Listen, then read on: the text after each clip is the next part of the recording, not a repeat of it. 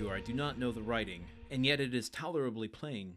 Whoever did writes well, and I am very fortunate, added he, looking gratefully at Villefort, to be examined by such a man as you, for this envious person is a real enemy. And by the rapid glance that the young man's eyes shot forth, Villefort saw how much energy lay beneath this mildness. Now, said the deputy, answer me frankly, not as a prisoner to a judge, but as one man to another who takes interest in him. What truth is there in the accusation contained in this anonymous letter? And Villefort threw disdainfully on his desk the letter Dantès had just given back to him. None at all. I'll tell you the real facts. I swear by my honor as a sailor, by my love for Mercédès, and by the life of my father. Speak, monsieur, said Villefort. Then internally, if Renée could see me, I hope she would be satisfied, and would no longer call me a decapitator.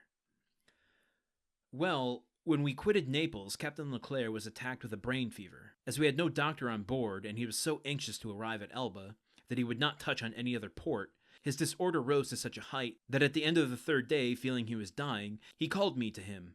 My dear Dantès, said he, swear to perform what I'm going to tell you, for it is a matter of the deepest importance. All right, so this is just kind of more of the same. This trying to get to the bottom of who wrote this note, and Villefort. Okay, here's a question. I'm gonna really deviate today, because I came across this in a movie I was watching, and it might have been in another book I was reading. The reporter asking, interviewing a source or talking to someone, and that someone says, "This is off the record." What I don't really understand, and maybe I could just do some basic research that I haven't done yet, but I don't really understand the legal ramifications of that. I can't imagine that's actually protected under law just to say this is off the record. Is it just that if as a reporter you actually put what someone says is off the record on the record, that you then burn that source and they'll never talk to you again? Is it as simple as that?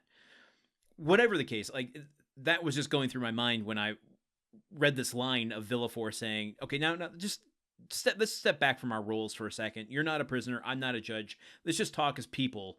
Tell me what's going on here. That's not really a thing. Whatever Dantès says can still be used against him, right? Especially at this time when there's no real record keeping beyond just this is what was told to me.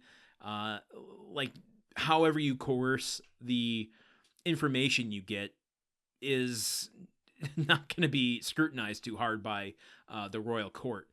So that was just a big red flag for me. Villefort just going, okay, let's just talk. Just tell me what's really going on here. Is there any validity to this letter that is that's been written about you? This is a point when Dantès should just be like, no, there's not. And I get you want to be helpful, Dantès, and I guess this is just a lesson for all of us. You want to be helpful, you think it's the fastest way out of the situation, but the more information you give voluntarily that isn't required by law, I think the more could potentially be used against you. This is why you say, I'd like to talk to my lawyer. I don't know. I don't take my words for this. I'm not expert on this at all. I haven't been in this situation, but just, things that it made me start to consider. Okay, what a weird deviation of an episode today. Let's get back to it tomorrow, as I'm sure more will be revealed to us on the Count of Monte Cristo. Okay, goodbye. The Countdown of Monte Cristo is part of the Gruntwork Podcast Network.